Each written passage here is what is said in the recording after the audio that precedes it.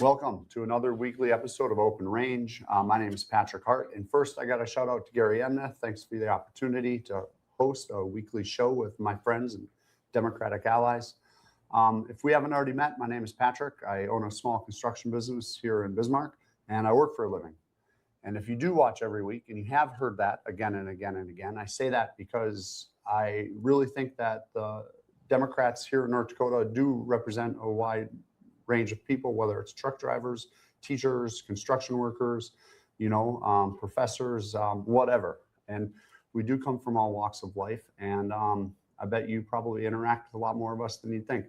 We're strong, and the election results last night showed that. So we're filming on Wednesday. This will air next Monday. So we're coming off of the primary election last night, and we saw a lot of good energy across the state. There were watch parties in Fargo and Grand Forks and Minot that had rooms absolutely packed at capacity. We had two big mayoral races that we saw wins in, both in Fargo and Surrey, which is southeast of Minot. You may have remembered speaking with Michael Thiessen a couple weeks ago here on the show.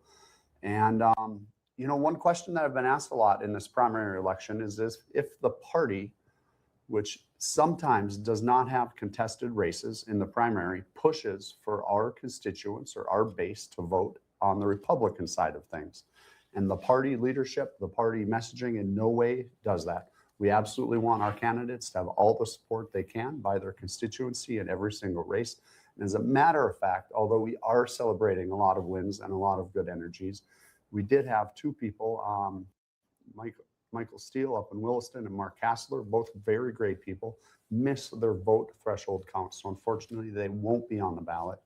And this is just another reason why you need to come out and vote every single chance you can, because that way you can complain about it for the next couple of years.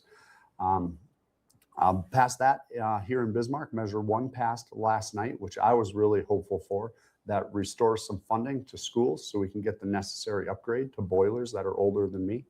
And, past that, I did see an opportunity in our statewide Measure 1, which actually allowed for more government control. Measure 1 would have allowed for multiple issues on initiated measure. So if we were trying to legalize marijuana, for example, we could also say where the tax revenue from that goes. However, because that did pass, now the Secretary of State has more control to kind of tweak those initiated measures. And I think that's a great example of how we are allowing, maybe unbeknownst to us, government to get a little bit bigger. But this week we do have two candidates here from the Bismarck-Mandan area, specifically Mandan. We have Signe Snortland, who's running for Senate in District 33, and Tim Spilman running from House. Signe, how was the night last night? How was the watch party? It was fantastic. It was really fun. Packed room. Have you ever been in a room with so many Democrats here in Bismarck? Well, yes, because I went to a convention. But it was a really good turnout, and the energy was great. How did it feel this morning when you woke up and you knew that you were going to be on the ballot in the general election this fall? It was a mixed bag. I mean, I was really excited that we'd gotten this far. And then I thought, holy cow, I've got 5,000 doors to knock on. So it's a lot of work, but Tim, it's worth it. How was your night? How was your morning? It was very good. Both of us, with having Mountain Standard Time, part of our district, we had to wait for our results much later than the other Bismarck-Mandan personnel. So when we got in the car last night, some of the information was in, but not all of it as to who we possibly will be running against. And we felt in the car that numbers could change, and they did this morning. So it was kind of a surprise for us. Do you feel a weight of a little bit more pressure, or do you feel some relief that you're in? We have sat back, I guess, and just kind of watched, because there was two unique time where you have two Republicans running for the ability to be on the ballot in the fall. Our district has not had a Democrat run for any of the three positions since 2010.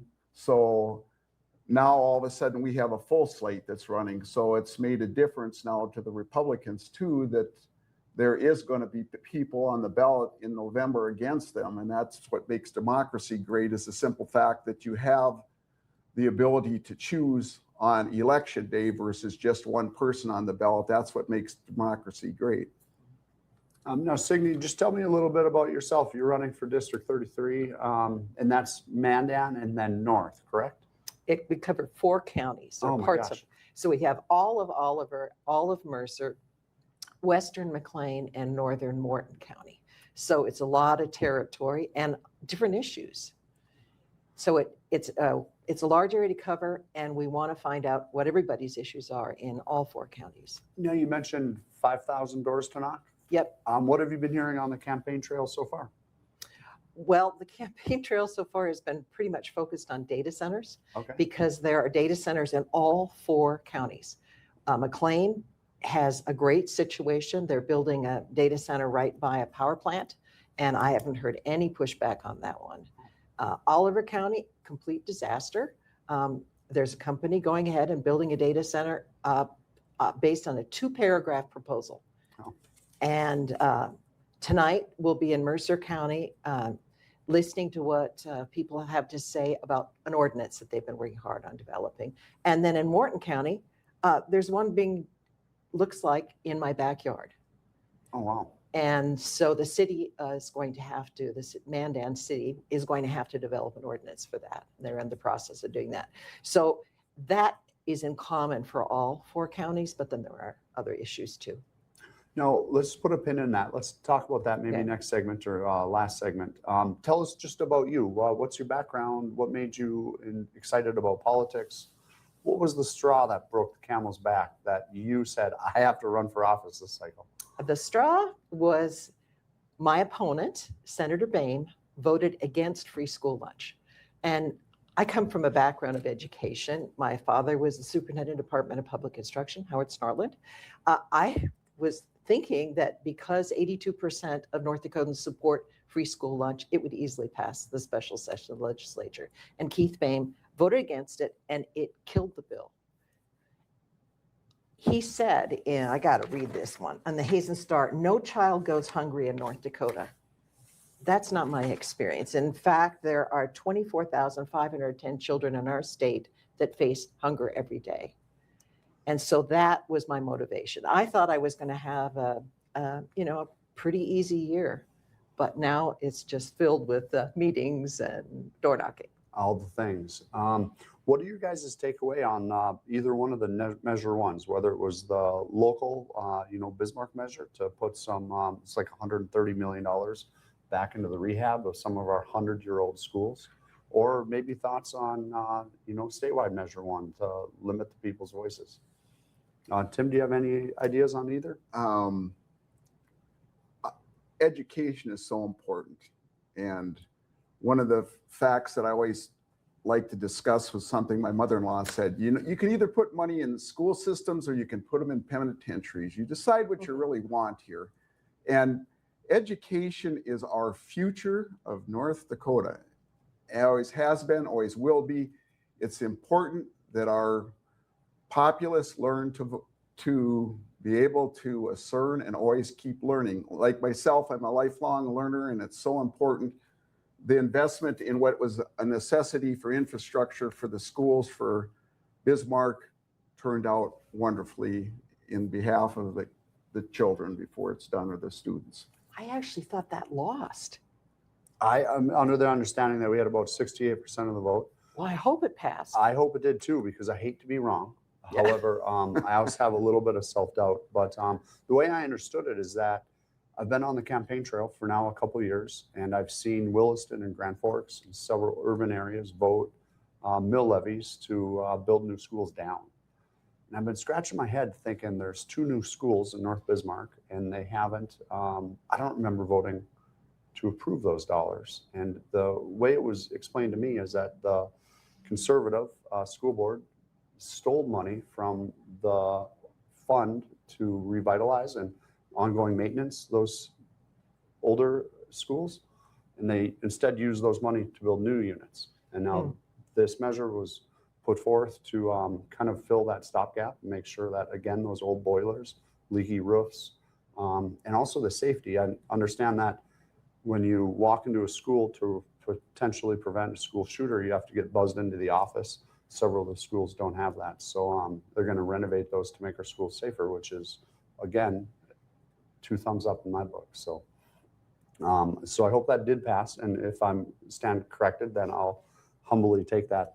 How about on the statewide level when we talk about the initiated measure bill? I didn't like that one. I voted against it because I think people should be able to have an initiated measure, sign a petition and get it in front of the people and the people vote on it. And I think we're intelligent enough to read a bill and understand what it means without restricting it to a single topic, because it's going to be very easy, I think, for the Secretary of State to look at it and say, oh, no, too many topics in here. And it's going to be hard to defend that. It's going to be hard to write something. Makes it more difficult. Tim, any thoughts? The one subject matter is a concern to me because they did not spell out or clarify what one subject is. And I would assume maybe it's a topic of the century code would be the subject, but it's unclear. So because of that, I was against it because it needs to be spelled out well. If the voters are voting on it, they need to vote and know what they're voting on in great detail, where that was kind of ambiguous, I thought. So, well, I appreciate your thoughts on that. We're going to jump to commercial break. We'll be back in just a couple minutes with Signe Snortland and Tim Spilman.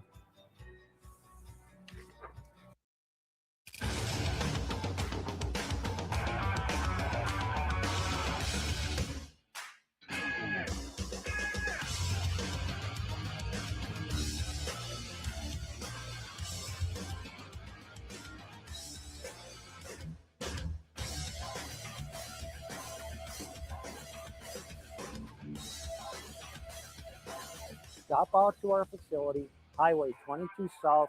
Let us build a truck for you. Find relief for what ails you at Steepney Tea Apothecary. Teas, supplements, tinctures, and more. Formulated to fight whatever has you down. We're Bismarck Mandan's favorite place to find delicious, natural, and easy ways to alleviate symptoms brought on by anything from colds to cancer. Brew a better you at Steepney Tea Apothecary. Steepney products may cause side effects, including but not limited to improved mood, deeper sleep, enhanced hydration, renewed sense of smell, increased energy levels, superior balance, boosted immunity, proper digestion, restored sense of calm, and a delightful smelling home.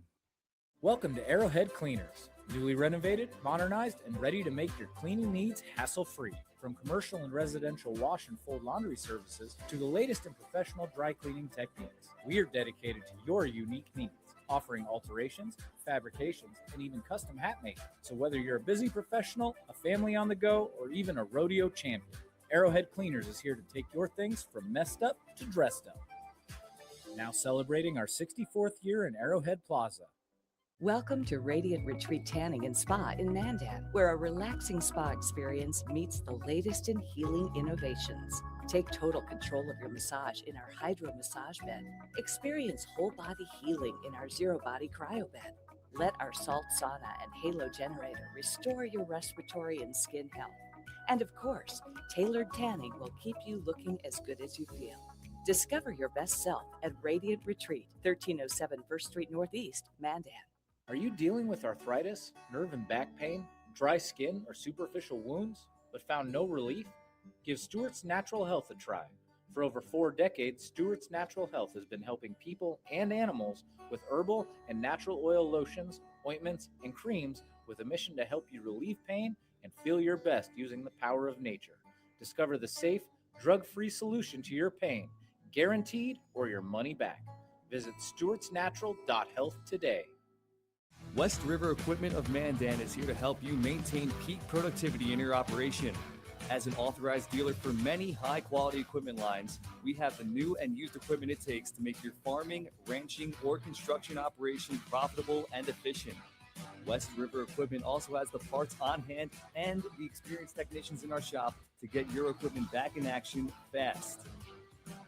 Find what you need at West River Equipment on Old Red Trail in Mandan.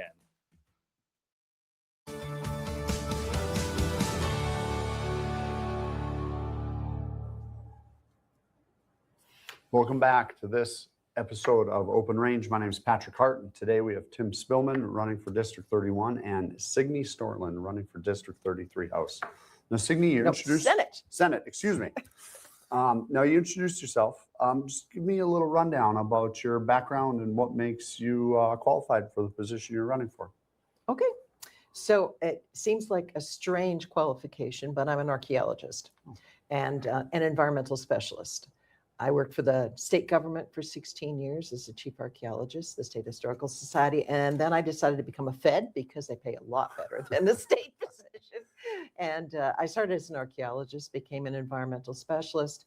Then I went to executive leadership training, and they promoted me to be a deputy area manager down in Colorado, and then an area manager. So I had to leave North Dakota in order to get promoted, which made me sad, but it gave me a great opportunity.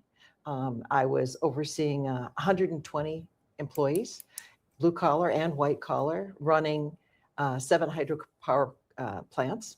And so I learned a lot about hydropower. I learned a lot about reservoir and water delivery.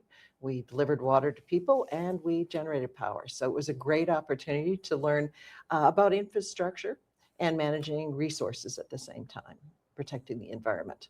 And then I retired, went to work for History Colorado, running public meetings, and then COVID hit. You can't run public meetings in COVID. So then I came back to North Dakota and I worked for a company here doing archaeology. And I decided, you know what, it was time to jump into politics. I think that's a perfect background to run for a position because you understand how the government works. You work both federal and state, so you can kind of understand how those federal dollars gets passed through to implement in state agencies. And yeah, sounds like you definitely have a level head on your shoulders. Most days. Can I say that we both probably have dirt under our nails too as an archaeologist? Archaeologist. I love dirt. I'd rather be in an excavation unit most days than writing reports, which is what I do a lot of now. So you're running for Senate. Do you have like a top 3, platforms that you're running on, a big 3 that you want to emphasize? Well, when I first got involved, I had gone to a legislative council meeting in Center, and I went with my running mates, Kimball Banks and Stacy Crookenberg. And what we wanted to see was what was the district all about? And of course, it's about coal. And so the presentations were about coal, and Basin Electric was there, any number of industry representatives.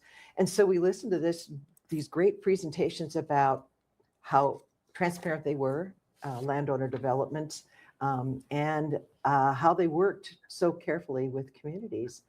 And then there was a few minutes for public comment at the end of this legislative council meeting. And a farmer from Oliver and Mercer County stood up and pointed out that there was no transparency when it came to data centers, and that he had to go to the county courthouse to research what the River Run power plant was going to be about, and what the data center that he could see was taking his land out of production that he was renting.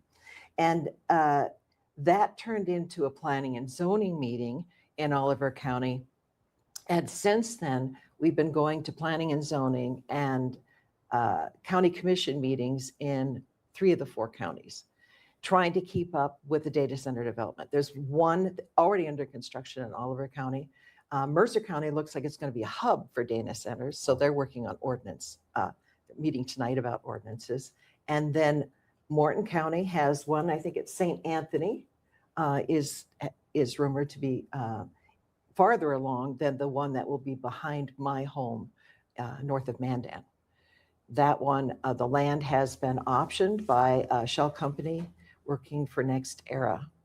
And so that has become a driving issue. That wasn't the issue that I started with. I was concerned about the lack of grocery stores. Oliver County doesn't have a single grocery store. Oh, for real? Yeah, so talk about a food desert. And then rural healthcare. Okay. So I've met with people who are paying $3,000 a month for their health insurance premium because of what has happened to Obamacare. Sure.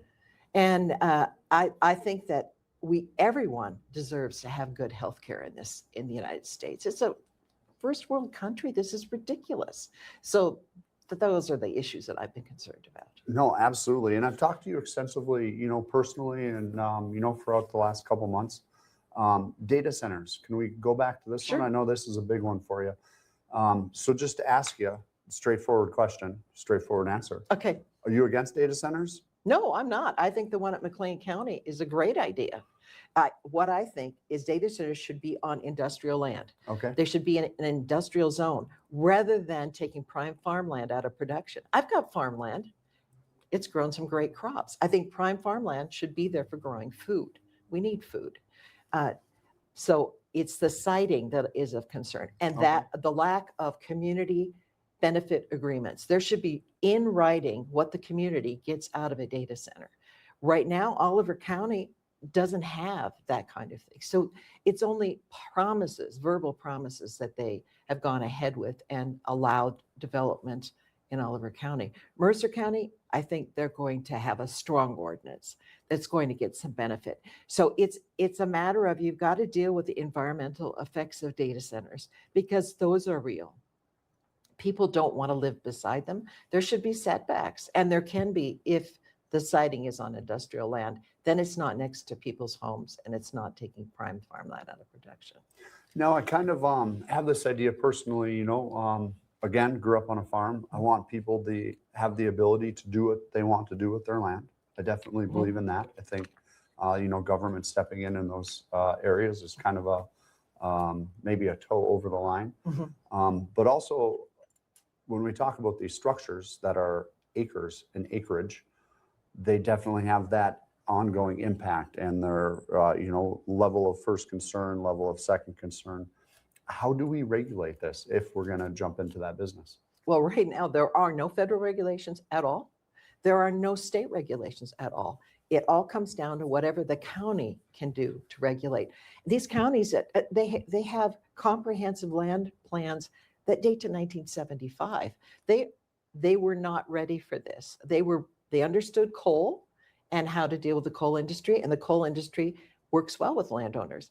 But then these billion-dollar companies come in and they sign non-disclosure agreements with local elected officials, so nobody can talk about it. It's a lack of transparency. It's the sneakiness is a lot of the problem. I think we can do better. I think we need legislation in North Dakota. I think we need it as fast as we can get it. And first of all, I don't think anybody should be able to sign a non-disclosure agreement if you're an elected official. You shouldn't be hiding. Now, let's expand on that a little bit. So maybe a lot of people don't know what NDAs are, non-disclosure agreements. Why are these companies forcing local leaders to sign these agreements? They want to control the information, and they know that there's going to be pushback. So the only way they think they can get a toehold in an area is to make sure that nobody knows about it ahead of time, and then they push it through. That happened at Harwood. Okay. I think it happened at Ellendale. Now, Ellendale's got some people that think it's a good idea. I talked to the superintendent of schools. I talked to the mayor. They think that Ellendale data center is the best thing that's ever happened to the town. Now, you said there's no federal or state regulation on these. The word that comes to my mind when we talk about these data centers, massive operations, Yes. is reclamation. What happens when they no longer need them? Because you know how fast you replace your computer or your phone. Yeah. They replace the computers that are inside the data center. So the data center is really a shell. The computers that go inside are installed by a different company, and they don't have to pay any taxes on those, because the state of North Dakota legislature passed a law saying you don't have to pay a sales or a use tax on any of the computer equipment that goes in data centers. Look at all the revenue that the state of North Dakota is losing on that. That's got to be addressed by the legislature. I would absolutely agree that that's short-sighted. And what I don't like is this corporate welfare that we seem to be so okay with in our government. I have to pay taxes. You're paying taxes? Oh, absolutely. Lots. I don't know why a $1 billion out-of-state corporation would get exempted from that. Well, why did WBI Pipeline get $500 million? That's a private company. How did they get $500 million in eminent domain to build across the state of North Dakota so they can serve data centers? Absolutely agree with you. And, the one thing that really tips me to the Democratic side of the equation is that I think when corporations become so big, they need to be regulated. Yes. So that their secondary effects on citizens, environment, in the community do have control measures around them. And so that we reap the benefits. It shouldn't be just our tax dollars that the Industrial Commission decides to hand off to a company. There should be money coming back into the communities. Absolutely. Now, there's a couple different types of data centers. We got about a Yep. minute and a half left. Can you just kind of educate us on Okay, what we might there are be many facing? data centers already operating in North Dakota, and you don't even know it. But these are hyperscale data centers. I probably should have used that term. So these are huge.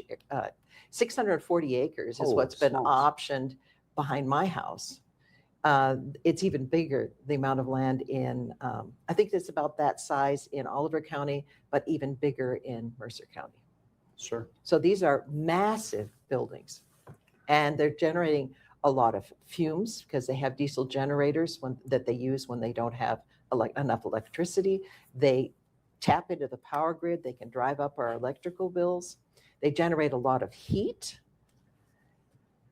They use water, and they say they have a closed loop system that they won't use a lot of water, but you can't get them to quantify how much water. Sure.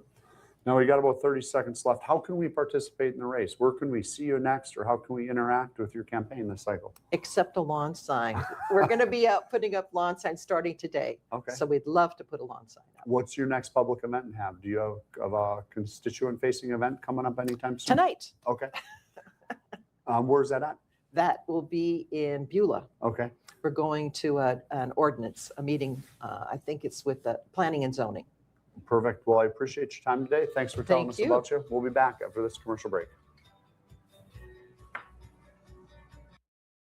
East Fluke Trailers of Dickinson is a family-owned dealer with expert staff that know their products front to back. We stock over 150 units of all types and can custom order a trailer with the unique features and capabilities you require for brands you can trust. Our experienced service team is the reason we're also the best place to have your trailer customized or repaired. Count on Base Fluke Trailers of Dickinson to keep you hauling. Come on in and experience small town hospitality and the personalized care that makes car buying a pleasure. We know that every journey starts with the right car, whether it's school drop-off, weekend road trips, or your daily commute. We have the right vehicle for you and your family. With trusted brands, affordable prices, and a team that treats you like family, finding your next car has never been so easy. We pride ourselves on personal attention and quality service. Cassette Motors, where our customers send their friends. Yeah, U.S. Cattlemen is a member organization that each member has a vote in anything we do with policy. We're representing the independent cattleman or the cow-calf guy or an independent feeder or whatever. We like to support the independent producer. We're talking about mandatory ID. We're talking about cool.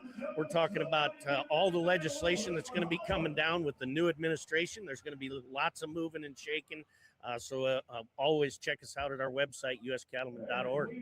We're talking to people today about investments. Let's see if we can get somebody. Excuse me, sir. Do you have a retirement account? I do. I'm invested in some annuities. Fixed income? How is that? It was better a few years ago. Each year it buys less and less, barely keeping up. That's where gold can make a difference. Unlike fixed payouts, gold rises with inflation, so you're not stuck with a low fixed payment. So gold isn't stuck in the past like my annuity? Don't let inflation erode your retirement savings. Invest in gold. Invest with Noble Gold Investments. I'm $27,000 in credit card debt. You have to radically do something different, because if you keep doing what you've been doing, you're going to keep getting what you've been getting. Now is not the time to be doing math. The time to be doing math was when we didn't go into $200,000 of debt. If you are freaked out and you're stuck in these debt payments and you think it has to be a part of your life, it doesn't.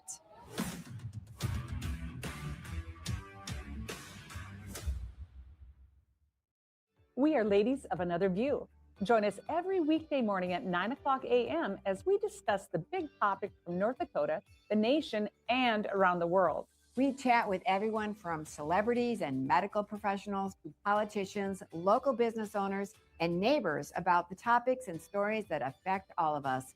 We are unscripted and uncensored real news from real people. So join us every weekday morning for Ladies of Another View on BEP.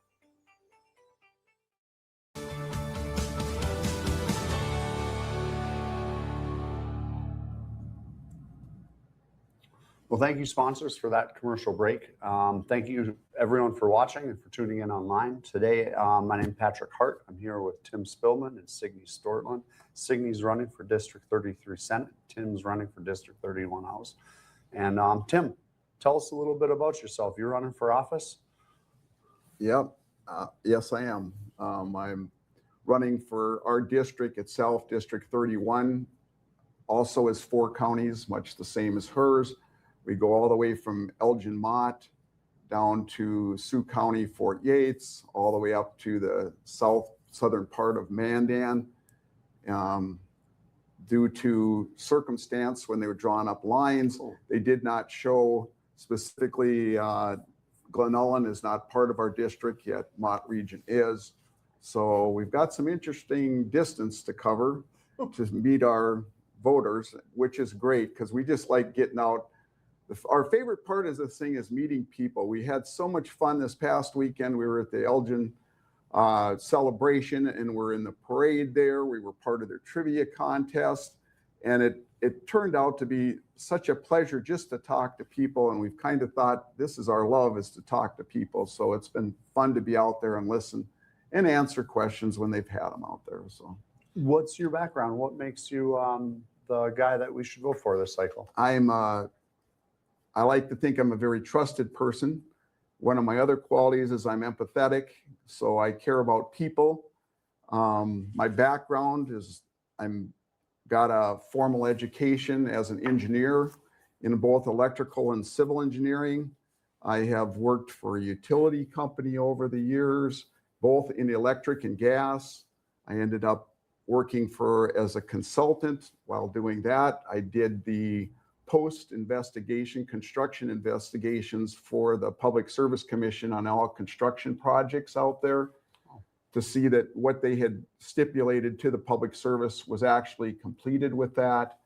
I had also been over in consulting for designing pipelines to start with, oil pipelines, but ended up being their compliance person, writing startup manuals for the oil companies to bring a oil company into installation in our state of North Dakota. And then also progressed from there, working for a startup that had a railroad facility and an oil pipeline, writing their compliance manuals for them, and then proceeded on after that we got bought by the Tesoro at the time, and working for them in charge of their compliance pipelines for the state of North Dakota was my involvement there. And then I retired after that. Well, that's something I'm looking forward to.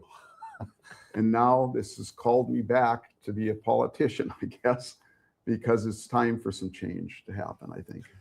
So on that note, what was the impetus to jump into this public spotlight? I mean, retired, golfing, fishing, I'm in on that. I'm not a golfer fisherman, but we have acreage, and I like working out on acreage. And it's just, whether it's fixing fences, mowing, it's just kind of a passion with that. My wife has her family farm. We've got involvement with that. We had bought a house, or basically when we had 4 kids go through a college town. And so we had involvement with taking care of that temporarily while they were at college. And it's just, I have neighbors. I fundamentally believe in community out there. I've got 4 neighbors. When we moved there, they were in their 70s, and I ended up kind of taking care of, I mow all the common areas for our group. I move snow for all of them in the wintertime. I've mowed, or one can mow his lawn, but he couldn't weed whack, so I would weed whack for him. So I'm always involved with, I seem to keep busy doing that. And then we've got community projects. My wife and I, we love to volunteer, and those keep us busy for things to do, such as the Memorial Mandan Morton County Library. It needed the landscaping done. We went through and were involved with putting in the installation outside with it. We were able to get our boys to come help with that. And my wife does a lot of fundraisers for the local library, and I seem to get dragged in on those activities as well for the heavy lifting portion of it. And we love to do that. They have social functions at the library that we host on behalf of the library itself. So it's been a lot of fun with that. Well, you sound like quite the community-oriented guy, and I think that is really important because all too often we don't know our neighbors. I live in South Bismarck. I really appreciate our community we have. I was talking to Gary last night on his front porch, but thanks for being that pillar in the community. Do you maybe have 2 or 3 issues that you're going to focus on this campaign cycle, or 2 or 3 pillars of your platform that are most important to you? Well, affordability is one of the main things. When we got out visiting with people, we're finding out that they're having trouble making ends meet. Over 52% of our people lack the resources for basic needs, and that's a major concern for us as we're listening, and we're trying to come up with options for that. And that's everything from child care to health care to housing prices out there. And then we've got a whole issue, another thing that is a concern, not just affordability. In the last year, nationwide, a lot of people have had to use credit cards just to pay the bills by the end of the month, and that's accumulating. So that's a concern out there that needs to be at least thought about and discussed on the state level here as to what we can do to help. The federal level is trying to cut more aid to families out there. And like healthcare, an example, we just recently went on Medicare and we got our first 2 statements and we were paying in the range of $1,000 for it. Now, this past month comes a new invoice where we're each paying about $2,200. Oh. So you're talking a $1,200 increase for what's happening in Medicare because that's being cut by the big, beautiful bill. So, and I'm just one person, or we're one couple or family that has to deal with this, but this is going to affect a lot of people. And the concern is coming even from the farmers because they're going to be faced with these same circumstances, not only high fertilization costs, fuel costs out there, they're going to also have to face this here with medical costs, as many Americans are going to be faced with that. Healthcare, 35,000 North Dakotans are going to be affected by what happened with the big, beautiful bill here. So we as a state level now are going to have a lot of unique problems that are happening, not to correct the actual cause of the problem, but to fix what's being affected by that problem. And so those are challenges out there with that we need to address with our group. Education, of course, these meals are very important for children's meals. It's an established fact on education levels that kids and students that have a full belly are less disciplinary problems and more in an environment of learning, or it helps them with learning versus worrying about that they're hungry. So that's a big step with that.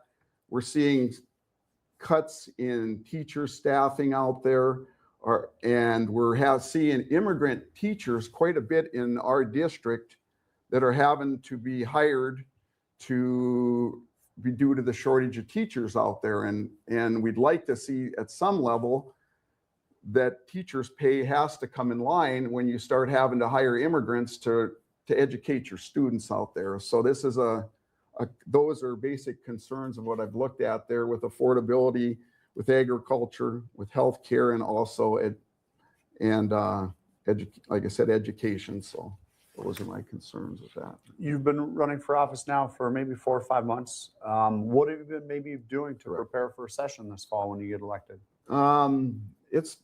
We started off, first I had to make the decision that we needed this change, and then I was a little concerned about it, and now it started at the federal level, my concern for what was happening in our federal government. And then as I accepted an endorsement by my district, I started to find out our state is a super mega group of all Republicans. There's only 12 Democrats in our House and Senate out there, and the rest, which is well over 100, the 120 some, are Republicans out there. Well, when you have a mega majority, all of a sudden there isn't proper discussion, there isn't proper idea sharing.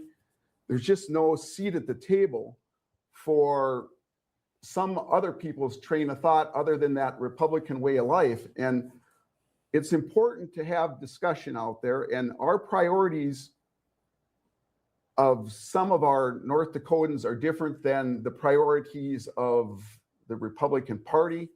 And over time with that mega majority, I always feel like the mega majority gets to a point where they don't have to have transparency. They can do basically what they want out there.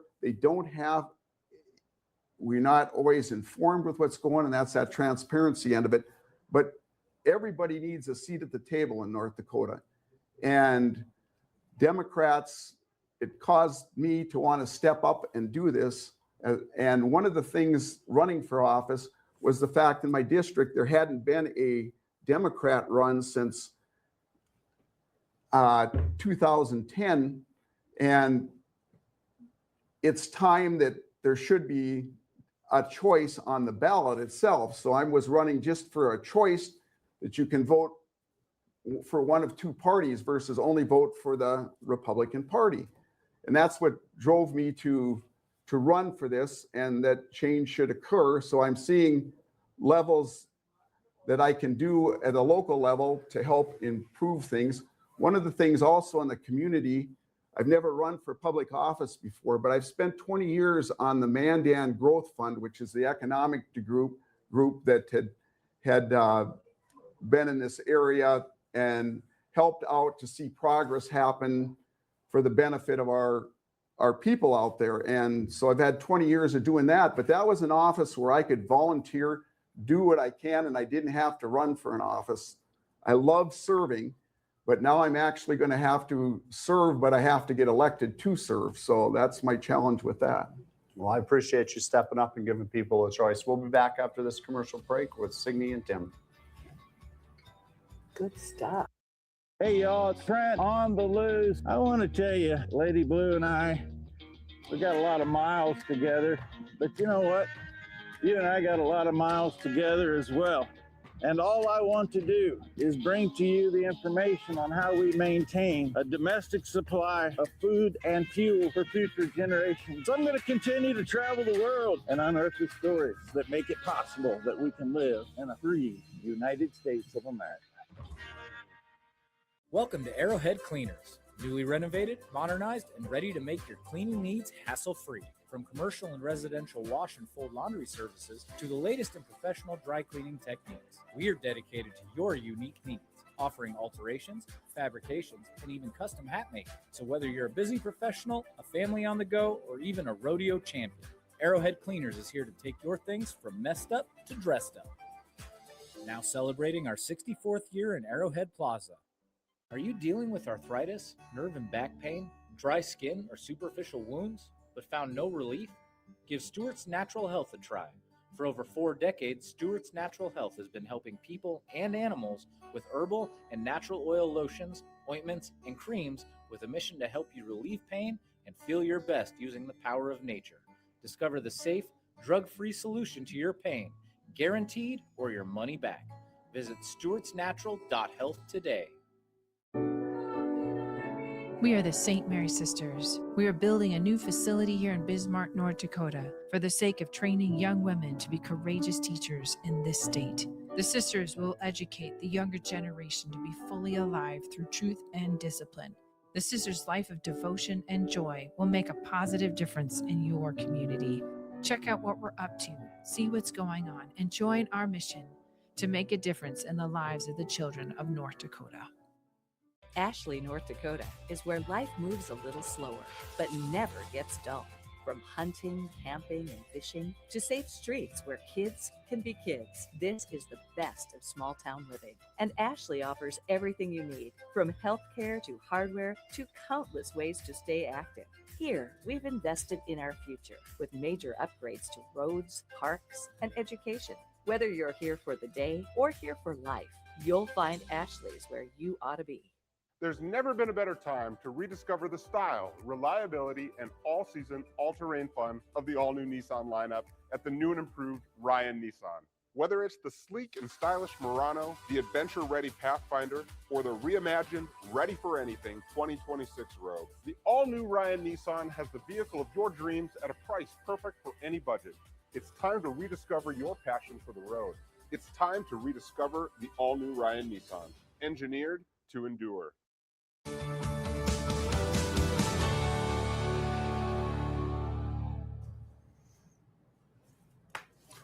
Hey, my name is Patrick Hart. Thanks for sticking through that commercial break. I have two people today that are giving people a choice. I have Signe Snortland running for Senate in District 33, Tim Spilman running for House in District 31. Now, just in that commercial break, we were talking amongst ourselves. There's a rural fire station meeting tonight. I understand it was on the front page of the paper today. The meeting was last night. Okay. And it wasn't noticed well at all. So there wasn't, it's a mill levy increase. The election is tonight. So it's a special election. We're not too sure actually who gets to vote, whether you have to be a resident in order to vote or you just own land. But if we don't vote between, I think it's 12:30 and 6:30 today, you don't get to vote. And a mill levy increase, if they get enough votes, will go forward. And it doesn't matter how many people show up. If only 5 people show up and 3 vote for it, my tax bill's going to go up at least $200, maybe $300. This seems absolutely crazy. I know. How can this be legal? No transparency. Right. No communication. Yeah. Do we know what the dollars are going to beyond the fire department? We know they're going to. We have some backing. Yeah. The mill levy is said to go from 4 to 12, so it's significant. And there really wasn't transparency. I do know there are people in the county had offered to get it on the ballot. So county transparency was there, but whoever is in charge of cradling this thing through didn't feel that was necessary here. So, and the other thing is with that, they're looking actually to build a new fire station is my understanding. Now that's just discussions I've heard. So if that's, I hope that's correct, but that's, so something that's significant, I think transparency is really important, and it is a shortfall of what's occurring here. And so it's in, and many people, even to advertise it, how it's done, all meetings and stuff, agendas are established well before meetings occur. And this, we're voting on something and it's not been really discussed, but it's going to be a significant mill levy increase and probably should be. And the discussion is the building of the new fire center is supposed to be in the area around our tennis dome. Yeah, that's the one piece of land that they talked about. And you're right, it was a new fire station there to replace the one that's over by Cloverdale. And I think they need a new fire station, and that's great. And then this is a volunteer group. They don't have any full-time paid employees. So bless them for doing that. We need a fire station that can get the trucks out faster to the northern part. Honey Hills, I think, had a fire and they lost a building that they were concerned about. And so I think we need this, but it needs to be more transparent. I agree with you 100%. They don't even have a full-blown proposal that you could look at. All you knew that you're voting on whether you're going to accept that mill levy or not. Our rural fire department can't say enough good things about them and what they do. We had a fire happen on our neighbor's property that started, he hit a rock with his lawnmower and started the whole prairie on fire. That's it? And that's how it started? That's how it started, believe it or not. On dry events, you can have that. There's a reason they have fire burn ordinances out there. But that started the prairie on fire, and I came out of my pole barn and I could hear a whooshing noise. I couldn't figure out what it was. I walked around the backyard, looked down my hill, and the whole prairie's on fire down there. And I'm thinking, oh my gosh, I'm scared. So I'm busy getting all my kids and my wife. We're busy taking the hose out, wetting down our roofs, turn the sprinklers on for the spring there. And our rural fire department came out, they had a foam truck and they just knocked off a prairie the flames were 6 foot high, and they just went to work, and they were protecting the homes that were down the hill from us in that valley, making sure nothing got close to their property, and they stopped the flames or the fire before it got to my house. So I really love the rural fire departments for their efforts. And I used to do training for the rural fire departments, and I thought, God, I actually had a payback day for this, for what they do, but they do it for everybody, so it's great. And they just need to be upfront as to what they're doing there and what it costs. I think for our voters are pretty understanding when they understand the facts. So it's been my experience. The Tribune said that the auditor for the Morton County had posted on a Facebook page that this was being sneaky and they could have had it on the ballot. I don't know the validity of that, but that was in the paper. I just hope a lot of people show up and vote. I wish I could vote yes, because I'd like to support the rural fire department, but without a proposal in front of me, I can't. Well, what this brings back to me, and I absolutely support rural fire departments, and if they need a new one, let's get it for them. Yeah. And if we have to raise taxes, let's do that. But a theme across today's episode with data centers, with the way that government should work, is that there has to be transparency. Absolutely. There should definitely be a plan. And if it's a good plan, let's fund it. Yeah, agreed 100%. That's pretty simple with that. So you guys, maybe can I, Signe, ask you 2 minutes? Why should we give the voters an opportunity to put Signe Snortland, fill in that blank this fall? What's a 2-minute pitch from you? 2 minutes, huh? That's a long time, actually. I listen. I listen really well. I've got kids and grandkids. I spend a lot of time listening, and I want to hear what the issues are in the 4 counties, and I want to help fix them. I, like Tim, like to help. I like to be involved in community. So I want this opportunity to fix any problems, and I want you to tell me what the problems are. Hey, that's easy enough. Tim, can I give you that same question? Sure. My thoughts on there is that Republicans aren't the only people with good ideas out there. I just want to tell you that. Democrats at the table, our BizMan group is very well organized. We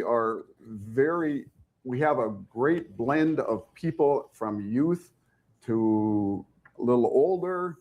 And so we bring a lot of different opinions to the table and a lot of different ideas. And it's so important that we have a seat at the table for every North Dakotan to voice their opinion. And that's what the Democratic group represents. That's what we wish to do. The decisions will still be made at the state level with the legislature and the governor's involvement, but it's still important to share all ideas and make a decision, an informed decision together out there. It's important to have that balance. We want to have a seat at the table for everybody. We also, one of the things I always taught my kids, as well as I've learned, is we want to set the highest example for others to follow. And this is our point right here, right now, to set an example for the others to follow. We need to have diversity in the legislature. We need to have people sharing ideas, all ideas. And that's what we're looking to do here. And that's why I'm running, that we can make that difference. And we're a proactive group. Now, Signe, maybe I'll give you a couple more questions for a couple more minutes. You've been in the federal government, the state government. What do you really feel the role between government and society should be? How should those two, segments interact? I think it should be collaborative. Okay. And when I was in government, that's the thing I like to do, was go out and have public meetings and put in front of the people what the issue was, whether it was an environmental one or a society issue, and get feedback on the best way to approach a solution. And then to look for a fiscally responsible way to solve that issue. And so that's what I think government should be. I think we should be helping the people rather than big business. And I think that's where the Republicans have gone off the rails in North Dakota. We are focused on big business in North Dakota. We need to have economic development, but we have to be concerned about what it is doing to people. All of the agricultural inputs going up to the point where farmers can't afford to put crop in the ground. They can't buy fertilizer because it's not available. Those are the kinds of issues we need to be looking at. How can we help out? the communities and the farmers rather than just big business. Tim? Well, when we talk about farmers, we also got to think about their market, how it's been affected by tariffs, items like that. North Dakota has a lot of issues that need to be resolved due to the fact that our federal government isn't supporting the states in the level they had in the past. And during the election process, none of this was discussed that it's coming our way should this person or our new leadership come into play, and it has right now.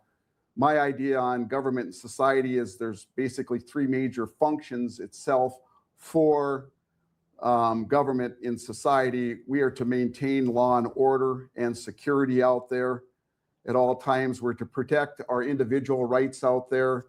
When we look at Minneapolis and what happened there, at times we'd have to say that protecting our individual rights didn't occur there.